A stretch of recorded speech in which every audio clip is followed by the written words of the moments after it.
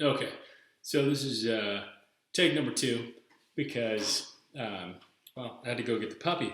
So that's the other thing about being a house husband is everybody wants to know, hey, what are you doing with your life? And I say, well, right now I'm a house husband. And that's pretty much the end of that conversation. Nobody really knows how to interact with me in a conversation when that's my answer.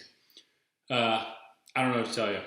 My wife is a doctor, and um, I don't know how it is with you ladies out there, especially from previous generations, but I'm pretty sure if you ladies ever married a doctor and people knew that, they never asked you what you did for a living or what you were planning to do with your life. Maybe they said, so when are you having kids? And if you weren't having kids, you were like, we're not going to have kids, and that was an issue. Or you were like, hey, I'm 2 months pregnant, but I don't want to tell anybody, so shut up. Or maybe you found that demeaning. I don't know. I really, I have no idea what that's my best guess. And basically, as a guy, everybody wants to know what I'm doing with my life, and I say, oh, I'm a house husband right now, and I'm trying to figure it out. It doesn't matter whether or not I have an undergraduate degree or a graduate degree. It doesn't matter what I've done in the past. At this point, my wife makes a nice living, and there's really no need for me to work. So I take care of a puppy. We just got a puppy, and that is a nightmare for any of you who want to get a puppy or thinking about getting a puppy. Don't. They're cute. Find somebody else who has a puppy and go play with it. They will love you and appreciate you forever for taking that thing off their hands for a little bit. But right now, I basically the only time I get to record, write, do anything, take a shower, use the bathroom, eat, drink is when the puppy is taking a nap. And the puppy takes a fair number of naps, but the puppy would prefer to be in my lap. And let's be honest, I'm over the clingy stage. I'm not in middle school anymore. So basically, super fun. But we were talking about, or I was talking about, because we is the plural of me, myself, and I. And that's what this podcast is, right? The House Husband Diaries. So I was talking about, kind of the first kind of the three types of house husband guys that in general are thought of. And the one that can't make it in the work world, and it's talking about just the emotional quotient. And I think what's really interesting about the business world, or at least my experiences in the business world, not only is the focus on the bottom line and on money, and it's just a very greedy place to be. There's also just a lack of realness, and I guess that part of it has to do with the focus on the bottom line. Is everybody thinks that they're best, that they're the smartest person in the room, and their ideas are the best. And so when you have meetings, they don't really want your input. They just want you to agree with them and kiss their butt. And I'm not really wired that way. And so when I go into a room, I'm pretty sure I'm the smartest person in the room, and I'm not really worried because I know what my educational background is, and I know that most of those people don't have that. So maybe it was a little cocky. Sure, that's fine, but at the same time, it's based in fact, and I'm not really worried about it. So I would tell them what I thought, and they didn't really want that. They just wanted people.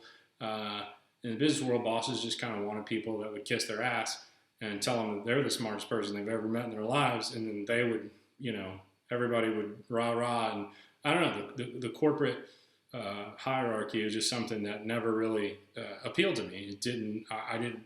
I just can't keep my mouth shut and lie well enough to make it and to survive in that. It doesn't appeal to me. And then once you step back and you go, okay, well, this is the game you have to play. What's the point of getting up in the morning? I found it really hard to get out of bed when I had corporate jobs, and I had these tool bosses that were like, oh, what do you think? And then if you disagree with them, they're like, wow, whatever. And you're like, okay, you're stupid. And it wouldn't matter whether or not they were right or wrong, or whether I was right or wrong. It was just the constant um, tension that made it hard to get up in the morning, and it made jobs really unfun. And it just I don't know. I don't know what my thought was when I had jobs. That maybe you'd enjoy it. I guess that's why they're called jobs, right? You're not going to enjoy it, but I enjoy this, right?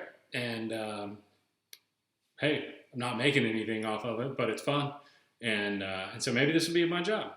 But yeah, so not a big fan of kiss ass. Never really cared enough to play that game, and found it really hard to continue to go to those jobs, to just be fake. It just seemed like a really weird way to live my life. So I chose to remove myself from that. And then the other side of it is just that the PC culture. So you can't joke. And I grew up in an age listening to comedians. I mean, comedians now are they still stretch the boundaries of what is politically correct to say. But the things that were said, in the 80s by comedians, I found those to be really funny. I found the idea of a joke, of taking what someone's saying and twisting it, and for a laugh, not maliciously, just solely to say, man, that's really funny, to make a connection between what someone's saying and something that maybe they don't mean to say or aren't saying, but you can, it's hilarious. And in today's PC culture, that is just, especially in the business world, that is whoa, like so passe. And and people didn't like it. People would laugh, but they would laugh under their breath, and they'd be like, "Oh, I can't believe you said that," And it's like, why? Why can't you believe I said that? It was for a laugh. It was a joke, and everybody thinks it's funny, except for maybe the one person with a stick shoved so far up their rear end that whatever. So just get over it. Like it's just a joke.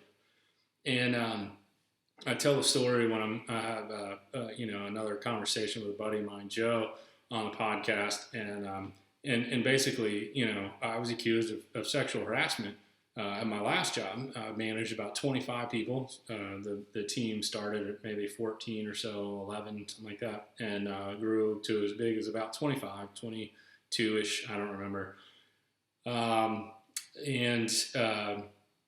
Anyway, I was managing this team, and we were venture capitalist backed startup, and basically there was a new investor, a new round of investment, and they had placed, and there was a lot of shady stuff that went on behind the scenes, which we can talk about if you want to hear about it later. But this new round of funding came with a caveat that the new COO had to be put in place by the new investor. And so this guy came in, and basically his job was to fire everybody. And if you didn't kiss his butt, then you were gone. And I was not impressed from the first time I met him. Like, no reason to be impressed. And I really don't care if you're placed by a venture capital firm or not. Like, it just doesn't bother me. So he wanted me to fire people left and right. Good people, honest people, hardworking people, people that made the company better, and I refused. And he did not like that, because as my boss, I was supposed to do his bidding, but I had a moral juxtaposition of, do I acquiesce? What's the term? Do I, throw away my morals and in order to keep my job and my good salary, do I add to the hardship of other people, of my employees, or the people that are under my care, solely to keep my job? And I couldn't, in my in my line of thinking, with my thought process, I can't do that. That's not how the world works to me. As a boss, as a leader, I'm charged with the betterment of the people that I manage and trying to improve. And if they're not a good fit for a job, then my job is to find out what their skill sets are and put them in positions to succeed, not to just fire them for no apparent reason. And because we need to make more money, or we need to have a bottom line that looks the way we want it to look, and fake things, whatever it is. So basically, I was on the outs from the beginning, and I had a pretty good relationship with the HR person. And so I was talking to the HR person, and they said, "You need to watch out. There's talk of sexual harassment." And I was like, "Are you kidding me? Like, me? Sexual harassment?" Like, my wife's a doctor. She's one of the smartest people I know. I don't know how you could possibly take that somebody like myself, who's married to a very strong, independent, type A, successful woman, would be someone that would just go around harassing women. And I said, okay, well then who said it? Or like, who did I say it to, and what did I say? And they said, well, we can't say that. And I said, well, you can't just accuse someone of a crime and then not tell them what the crime was and who it was against. Especially if you want someone to get better, you need to let them know what they did wrong. And just saying sexual harassment when I don't sexually harass people, that wasn't cutting it. And they said, HR just said, hey, just watch yourself. And I said, well, I mean, I'm going to watch all day long because I don't know what I'm being accused of. I don't know what I said. And I'm 100% sure whatever it was not sexual harassment, because that's not me. So days go by, maybe weeks, I don't know. And I have my weekly meeting with my boss, the COO. And he was insinuating, but I wasn't biting because, I got inside information, and I didn't want to, let on that I knew stuff was going on behind my back. So finally, it was brought to my attention by the COO that there were rumblings. I needed to be careful with my language and how I talked. And I was like, what are you talking about? And he said, well, I don't know if you know this or not, but there's talk of you, sexually harassing one of the employees. And I said, okay, who and what? What did I say? How am I sexually harassing that person? And who is it?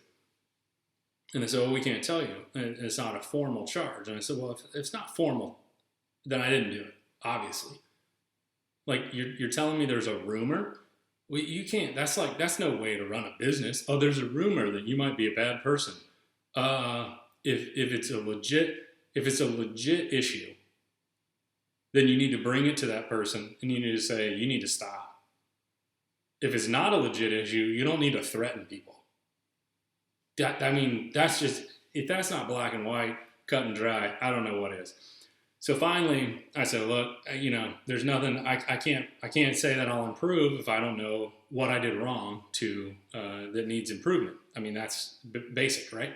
And so finally he lets me know, he goes, okay, well, at the Christmas party, and this is like April or May, and I'm going, really? 5-6 months later, you're going to say that there was something that I said? And he's like, well, yeah. I was like, okay, well, what is it? Because I have no idea what was said at the Christmas party or what. But I know my wife was with me at the Christmas party, so I'm 100% sure I didn't say anything that could be construed as sexual harassment at the Christmas party, like, period.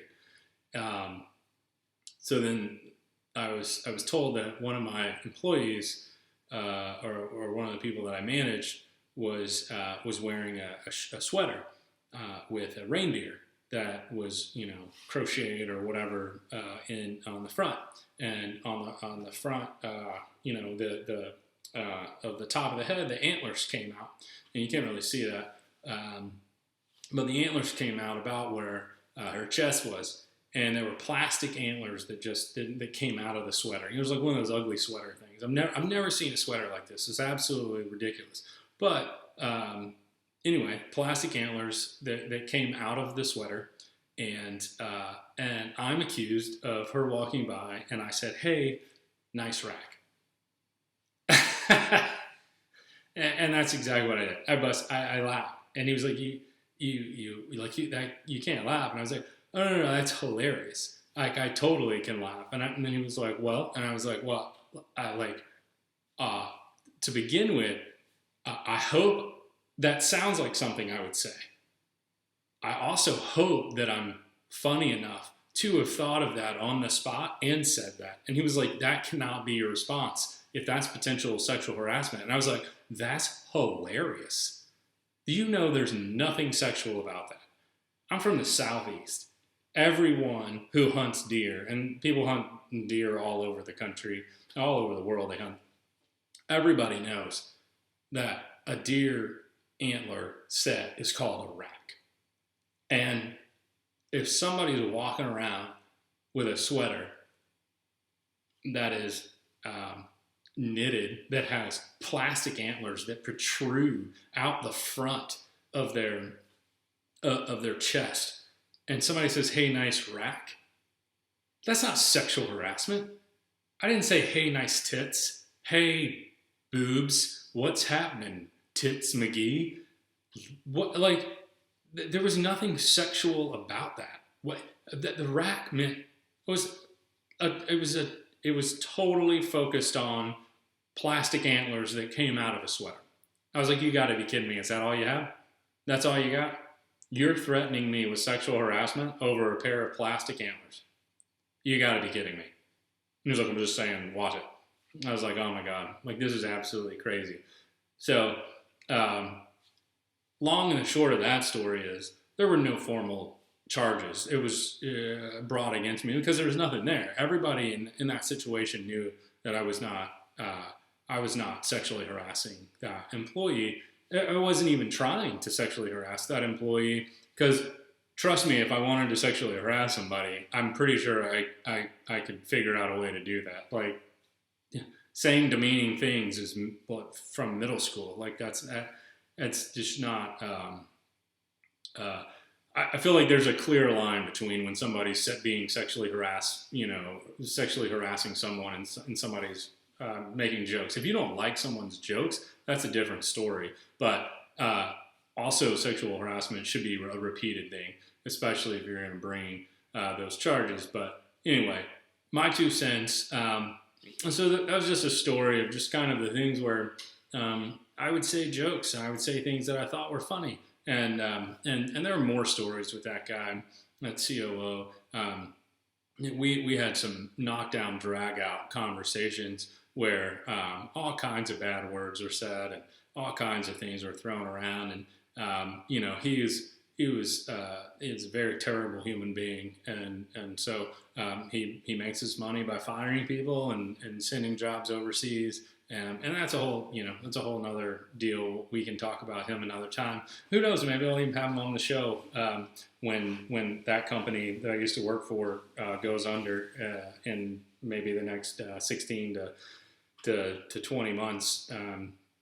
Not really thinking they're doing too well, but we'll see. And so anyway, that was just one of the stories of jokes that I told back in the day when I was employed. And then obviously I'm not employed right now, and I think that PC culture really it's really a shame because it opens the door for people to bring false accusations. It opens the door for people to try to climb a ladder by throwing other people under the bus, and it's really I get where you're trying to protect certain people. Innocent people should be protected.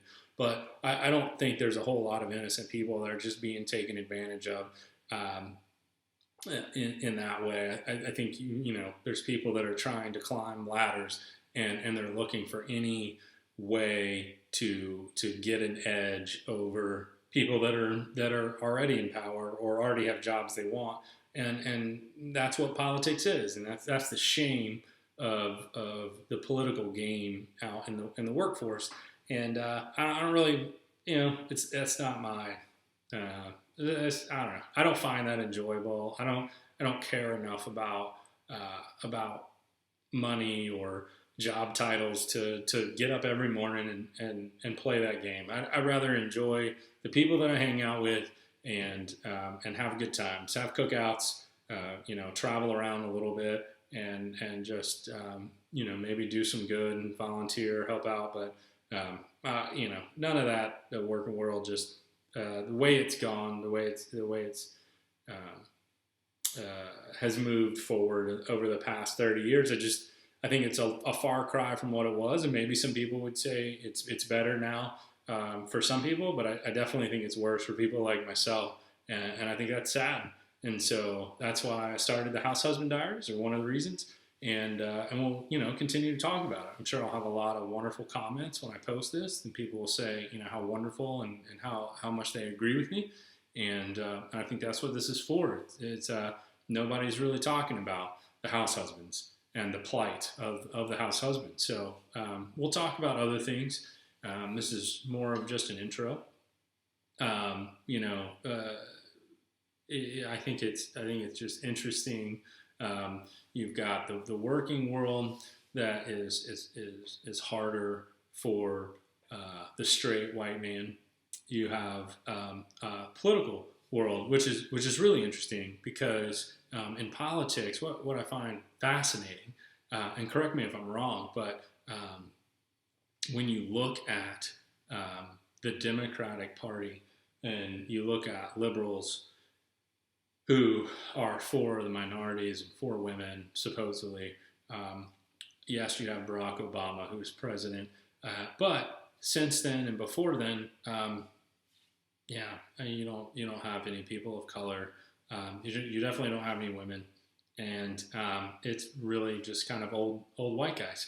And you can say Hillary Clinton, but she's just flying on the coattails of Bill and that whole weird Clinton thing. And really, it's just kind of you just got a bunch of white guys. You got Biden, crazy Joe Biden. You got Bernie Sanders, crazy Bernie, Uncle Bernie, and it's just really weird. I mean, but then on the right, like just to kind of be fair, Trump, for all of his warts and everything, I think he's doing a better job than people are, especially in the media's giving him credit for. But he's old too. I mean, we got a whole bunch of old white guys, which I would prefer younger white guys, right? But it's just crazy to me. Like you don't see in politics really any differences. I guess Bill Clinton and George Bush were younger, and Barack Obama was younger. But now you look at it and you just see a fairly I think it's straight across the board. There's nothing but old people on the left and right that are making waves, serious inroads into being the candidates for next year's election. Maybe Hillary Clinton will jump back in. Maybe it'll be Joe Biden. Maybe it'll be Bernie Sanders or Elizabeth Warren and against Trump. And then the other people that are talking about maybe jumping in are all old. And it's it's interesting. Do you need to be 70 to be the president? I don't understand how that's worked out. But we'll just keep watching it, and then we'll just see. We'll see where things go. So we'll talk about some of that. We'll talk about some politics. There's going to be a lot of fun going on in politics, and then finally, I already touched on some race, some gender, politics. Talk about some religion. We're going to talk about everything. I'm basically gonna open the floodgates and have a good old time, because one of the things about the House Husband Diaries that I want to explore in this podcast and on these episodes is all of the things that I wasn't allowed to talk about, and maybe it won't work out, but maybe it will. So then there's religion, globalization, technology and its effects on mental health. Sports, I'll even get into some sports. I find the older that I get, the less I care about sports. But I think there's some interesting things going on in sports, and that as sports figures hold out for more money, the millions of dollars they made, and the prima donna, attitudes and all this stuff. Like it's sort of just a microcosm of where the world is today.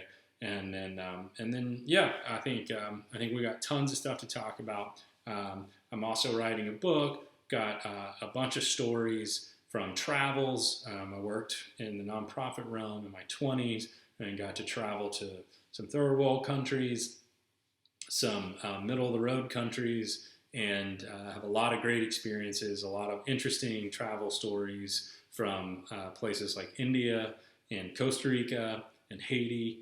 And then I've been all over with my wife in the last year or two. We go scuba diving.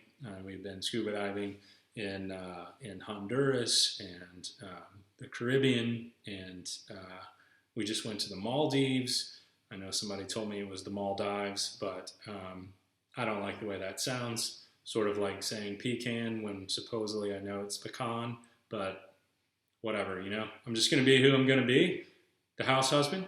And I really appreciate you listening to the first episode of the House Husband Diaries, and we'll catch you on the next time.